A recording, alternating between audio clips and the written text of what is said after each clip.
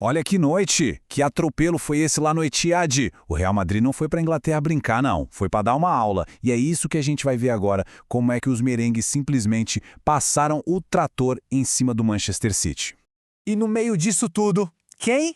Ele. Porque essa partida foi muito mais que futebol. Foi, na verdade, uma história de vingança. E o nosso protagonista, Vinícius Júnior, serviu esse prato e serviu gelado, transformando a provocação da torcida em choro. Literalmente. Bom, vamos lá. A situação pro time inglês já era, tipo, um pesadelo. Tudo bem que estavam jogando em casa, mas com uma desvantagem de 3-0 do primeiro jogo, precisavam de um verdadeiro milagre contra os donos da competição. E sendo bem justo, o City até que começou o jogo bem, sabe? Pressionando, tentando botar aquela pressão de virada, só que tinha um pequeno problema. Eles deram de cara com uma parede, um muro.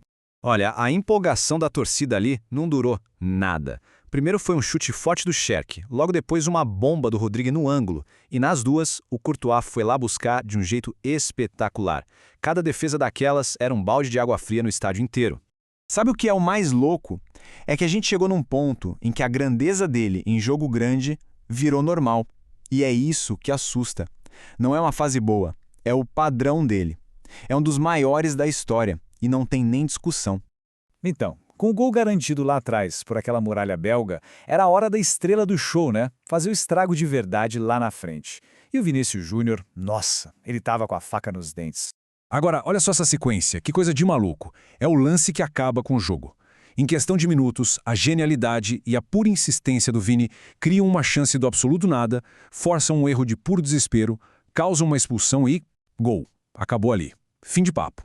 E aquela comemoração, hein? Não foi do nada não, tinha história. Depois da bola de ouro, a torcida do City levantou uma faixa zoando o Vini, mandando ele parar de chorar. E a resposta veio em campo, com um gol e com o gesto do chororô.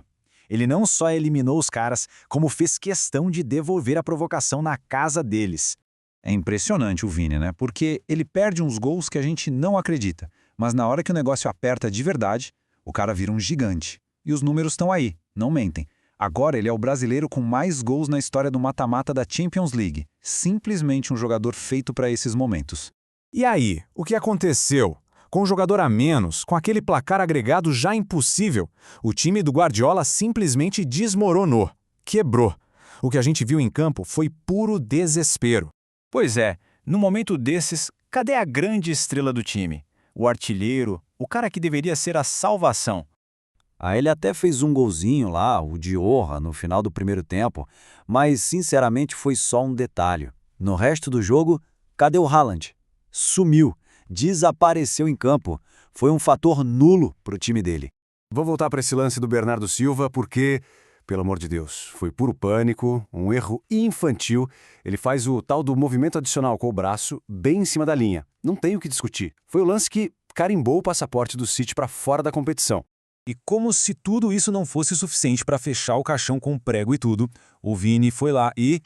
pá! Fez o segundo dele, já nos acréscimos, agregado de 5-1. Foi uma surra, uma humilhação.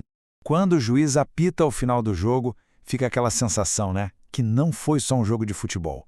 Tem algo a mais ali. Tem uma força inexplicável quando o Real Madrid joga a Champions League. É a tal da mística. E não é de hoje, né? Olha só esse histórico recente.